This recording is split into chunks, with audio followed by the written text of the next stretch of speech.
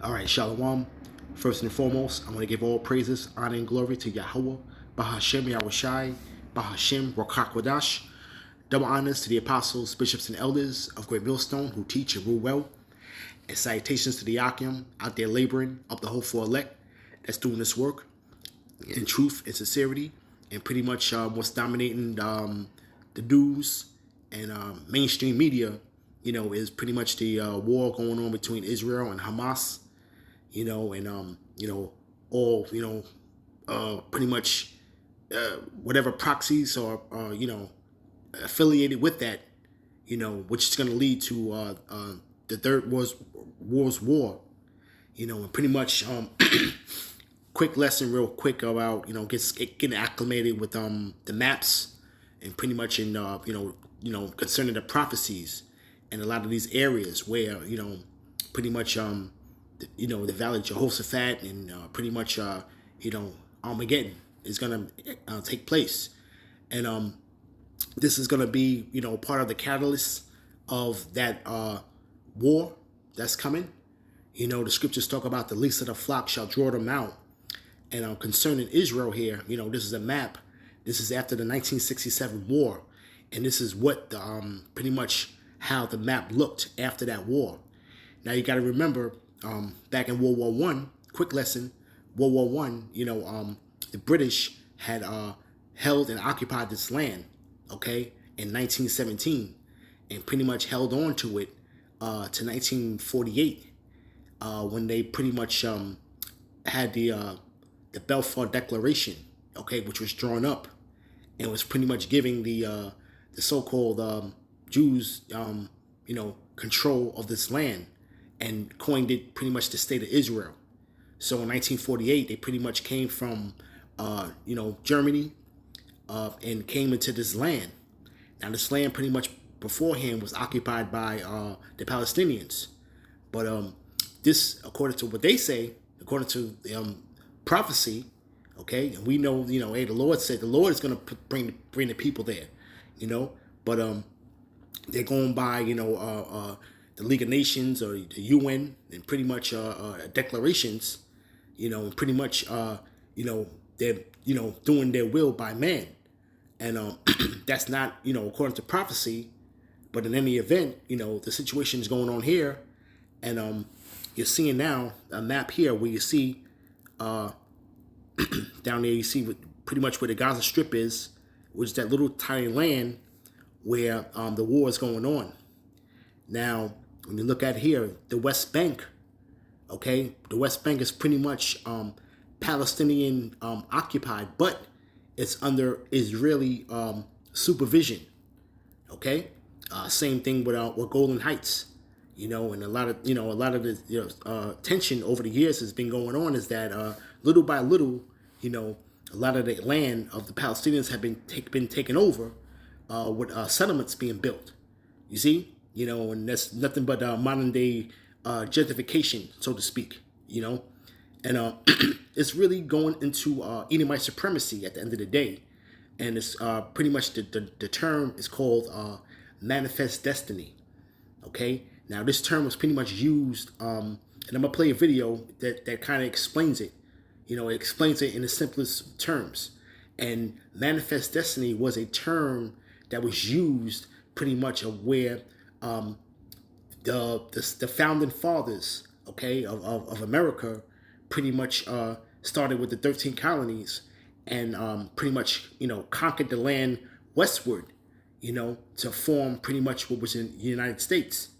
Okay, same concept, and pretty much the same people. These people pretty much are masking themselves under, whatever title they feel, that they are, and people believe they are. We're not going to get into that, but, it's all boiled down to Edomite supremacy, what I'm saying? And this is how, it rolls, because look, the scriptures talk about, the prophecy, concerning, Esau, thy dwelling shall be the fatness of the earth. Okay, and there's no more land that's much more greater than this land here in Israel, and pretty much wherever else this man wants to set foot, he feels like it was his God-given right, and we're going to get into that. Okay, he firmly believes that, and then pretty much Netanyahu pretty much he quoted a prophecy, you know, of being, hey, listen, he's not gonna let this foot off the gas. He's pretty much going to go and he wants his whole land for himself and his people. You see, and there's nothing really that's gonna stop him to do that. You see, so this is a situation that's going on now. But real quick, I want to go into how this land was acquired like that, and it goes into steps real quick. Let's see. All right, let's go here. Okay, quick lesson, real quick, right? This is pre 1967. Okay, now you look at here in the center of the screen. Gaza Strip, was captured in 1967, right, from Egypt.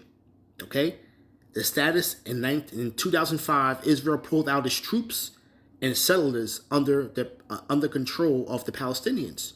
Okay, so up until 2005, okay, all the way from 1967, it was pretty much occupied by Israeli troops.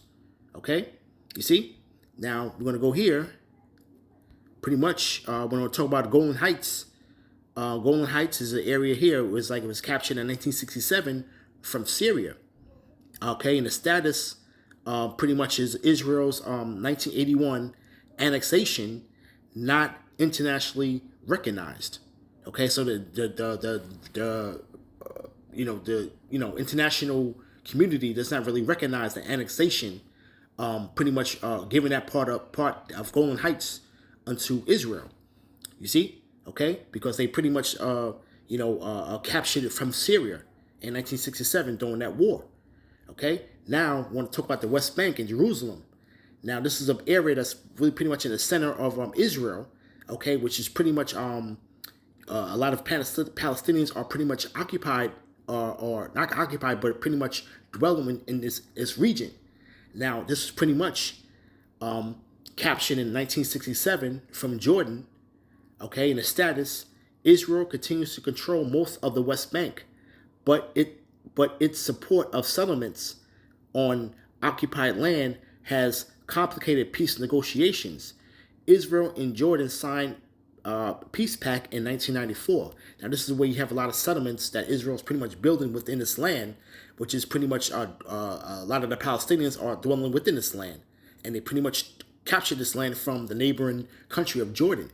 But this really is the whole outline of Israel here. Okay, and he felt like this is his God-given right to do so.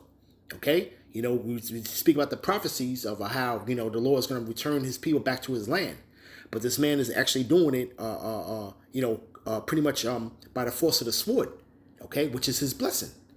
You see, all right, but pretty much this is nothing but Edomite supremacy, and pretty much this is the same way how America was established. Now we're gonna play a quick video, real quick, titled "Manifest Destiny." Okay, let's see, real quick.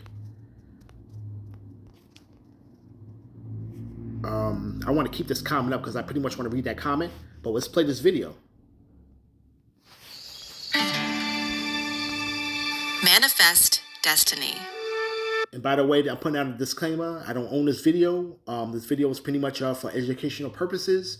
And this is the reason why the particular person that actually created this video was going into the history of American history.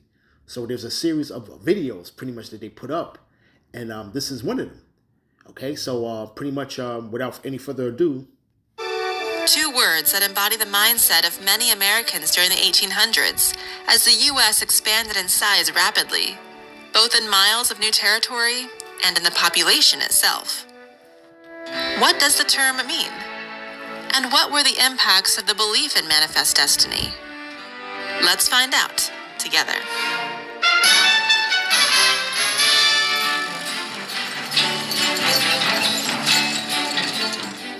While westward expansion began in 1803 with the purchase of the Louisiana Territory from France, it intensified by the mid-1800s, when the United States gained the territory of Florida from Spain in 1819 and annexed Texas in 1845. There was a growing feeling that it was America's destiny to expand westward to the Pacific Ocean, and that nothing would stop the country's quest in achieving that goal. It was in that time when the term manifest destiny was first used. In 1845, a newspaper editor named John O'Sullivan coined the phrase manifest destiny to describe westward expansion in the United States. He wrote an article titled Annexation in the United States Magazine and Democratic Review after the annexation or adding of Texas to the United States. He said that other countries had been working toward limiting our greatness and checking the fulfillment of our manifest destiny to overspread the continent allotted by Providence for the free development of our yearly multiplying millions. Let's break that down. Manifest destiny was the belief that it was America's right to expand westward toward the Pacific Ocean. The phrase, allotted by Providence, means given by God or a higher power. And pretty much that's what Netanyahu is coining the same thing. Okay, he's going by according to what he says. This is prophecy that he's supposed to be doing what he's doing. Okay, regardless of any lives that are being lost, pretty much it is his duty and it is his God-given right. Okay, according to what he says.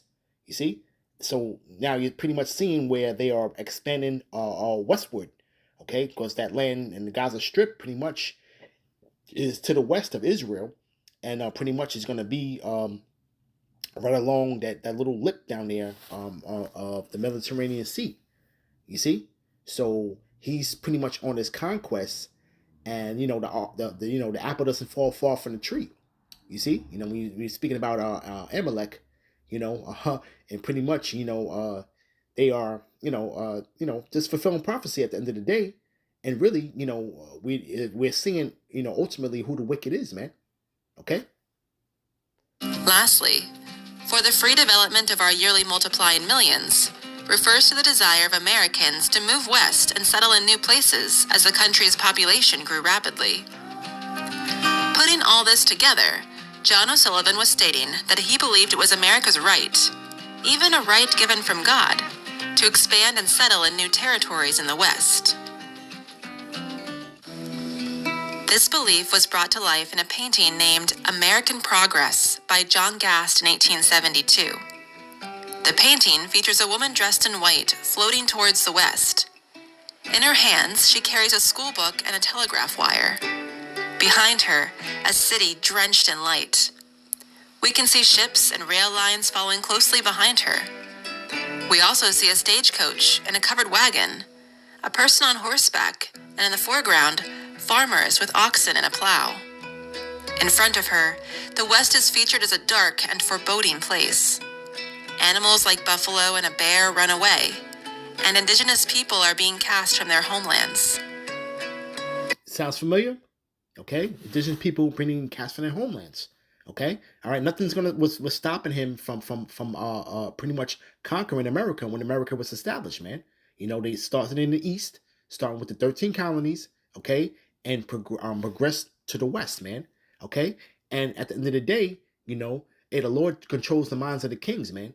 And as rivers of water, he twists it wherever so he will. Roughly paraphrasing. At this point in time, the Lord was with this man. Okay, the Lord was with him to fulfill pretty much this prophecy, man. Okay, and it was also pretty much going to judgment. Okay, concerning the northern kingdom. Okay, with these indigenous tribes that were pretty much dwelling in the land, and pretty much that was pretty much a scourge from the Lord. Okay, against his people, man. You see, because they pretty much had occupied this land beforehand. But you're seeing now that they are subject to reservations, and they're in the poorest parts of the land. Unclean water. Pretty much the fishing situation is not to the best of health to get a good source of fish, and the farming areas where they're relegated to be living are not to the best of up to par, so to speak. And pretty much this is going on the same lines of what's going on over there in Israel. You see, Let's continue. The woman represents America and the very idea of manifest destiny so popular at the time. The artist is most certainly portraying a biased perspective of westward expansion, that it would bring light to the perceived dark spaces of the world through new communication and modern development. Hey, scriptures talk about, man, I sit as a queen, and I shall not see no adversity. You see? Reality was much more complicated, and the impact of manifest destiny would be felt far and wide. While some Americans reaped the benefits of westward expansion, establishing homesteads and creating a new life, others were not so lucky. Many American Indian nations were pushed from their homelands and mistreated by the new settlers, along with other groups of people who called the western lands home. Slavery expanded into the West, and the nation grappled with the addition of new territories and states that allowed slavery within their borders. The idea of manifest destiny was so popular, it helped people like James K. Polk win the presidency, and led to the addition of the Oregon Country, the Mexican Cession, and the Gadsden Purchase to the United States. The effect of this time period in American history had far-reaching effects that are still felt to this day, and it's an important subject to spend more time on as you continue in your pursuit of history. Right? Pursuit of history, right? Right? The disclaimer. Let's put a scripture real quick. Okay? All right? This is Micah chapter 2, verse 1. Woe to them that devise iniquity and work evil upon their beds. When the morning is light, they practice it because it is in the power of their hands. And who was going to stop them at that time, man? Okay? This man is pretty much was in his glory. You see? And he still is in his glory. But you're seeing the pretty much the second leg of Rome being resurrected on the shores of Babylon. Okay? And you're seeing how he worked, okay, his power. Okay, why? It's because it was given unto him, okay, through prophecy, okay, the power of the sword, okay, and the fact that he was going to pretty much dwell in the fatness of the earth. Okay, so wherever this man wants to lay his feet, okay, all right, it is his, and there's no one to say anything about it. You see, this is the time that we was in. Okay, it says, and they covered fields, and take them by violence, and houses, and take them away. So they oppress a man in his house, even a man in his heritage. Okay, and this is no different from now what we're seeing in the situation now going on over there in Israel, man. Okay, going on the same lines. Okay, the so-called indigenous people of that land, or the people that was originally inhabited in that land. Okay, all right. We know some of them pretty much are Jakes, but a lot of them are heathens, and neither one of them do belong there. But the situation is still the same. Okay, the land is being taken away in the same manner. Okay, of how it was taken, how this place was established. You see, okay, but he oppresses a man in his house, even a man in his heritage, man. You see, okay, it says, therefore, thus say Yahweh, behold, against this family do I devise an evil. And what family are we talking about, man? Okay, we're talking about the Edomites, man. Okay, and the people that descend from them and his descendants. Okay, chiefly Amalek.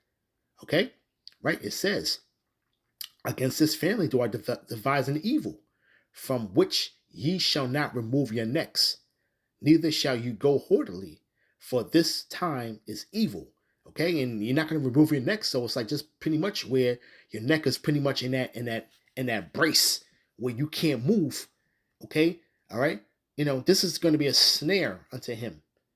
Okay, scriptures talk about it in Second Esdras. Okay, it was speaking about Ishmael.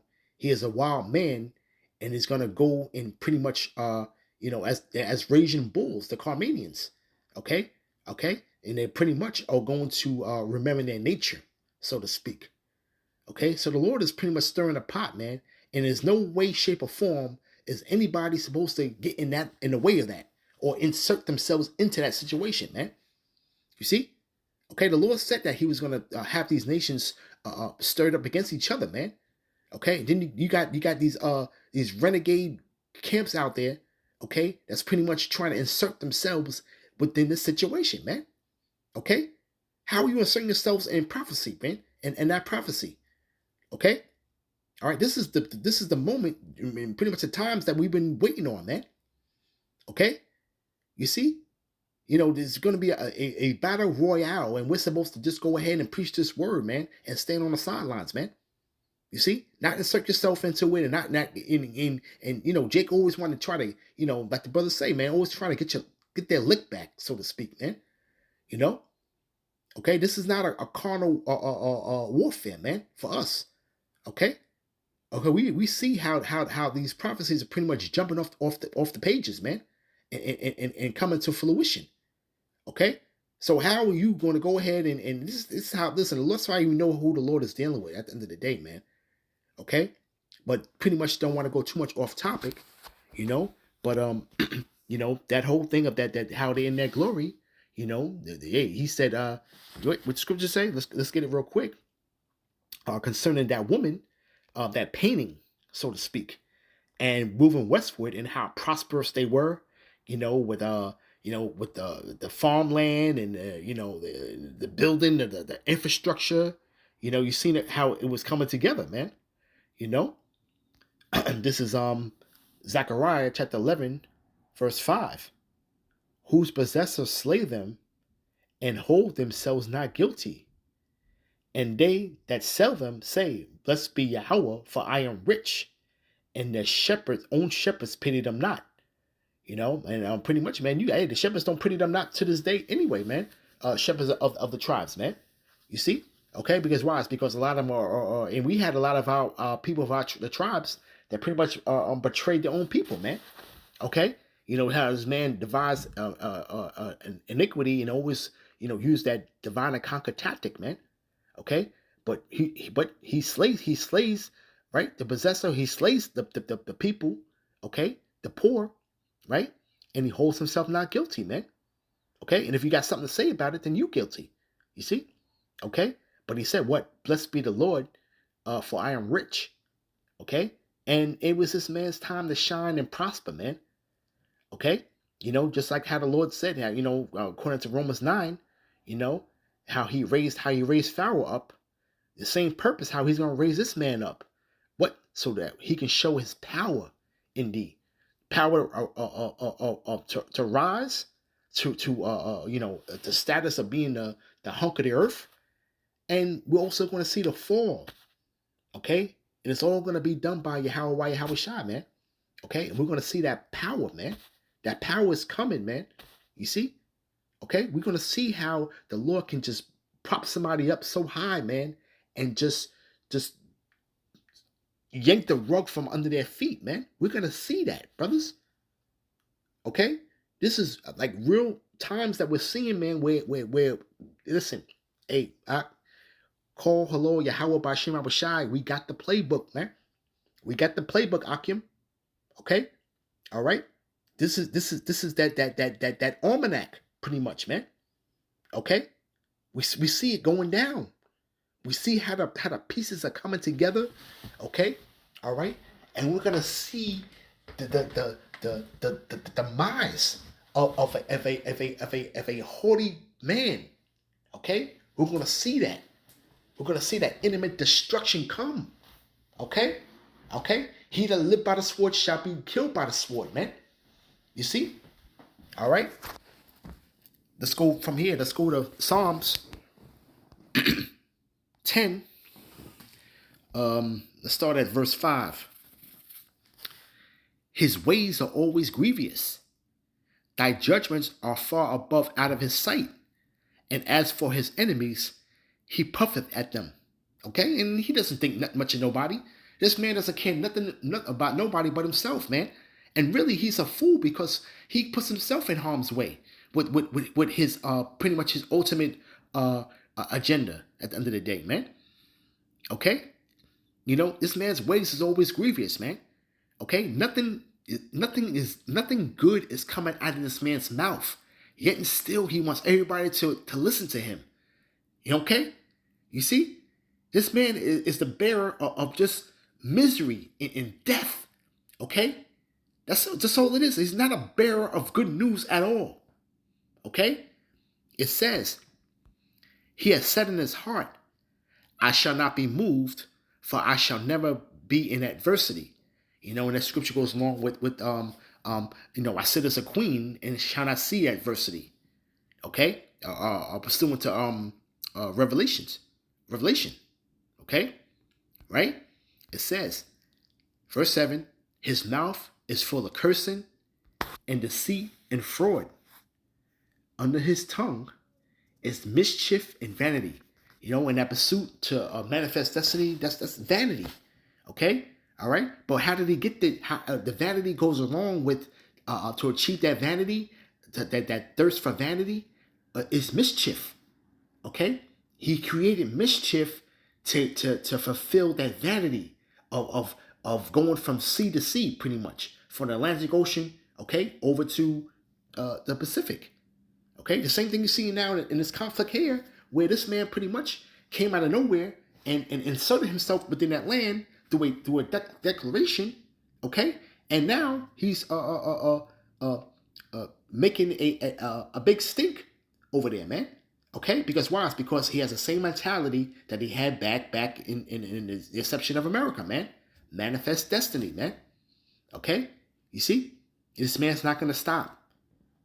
Okay. It says, verse 8, he sitteth in lurking places of the villages, and in the secret places did he murder the innocent. His eyes are privily set against the poor. Okay, this man's always looking at the poor, man. Okay, you see, he lurking in these villages, man. Okay, because why? Because he covers these fields, man. This is what he wants. Okay, this man gets what he wants, man, and that's the end of the story. You see? Okay? Why? It's because what? What are you gonna do about it? That's what he's coming out of his mouth. Okay? I want this land and I'm gonna take it. And what are you gonna do about it? There's nothing you can do about it, okay? Because it's my God-given right to take this land, okay, from you and treat you as such as I see fit. Okay? And there's nothing you can do about it. You see? Okay, that's his statement. Okay, to you nations, man. That's a statement to you people that's under his foot, man. Okay, he sets things in order. Okay, I'm gonna come here and I'm gonna set the rules. Okay, and nobody's gonna say nothing about it, man.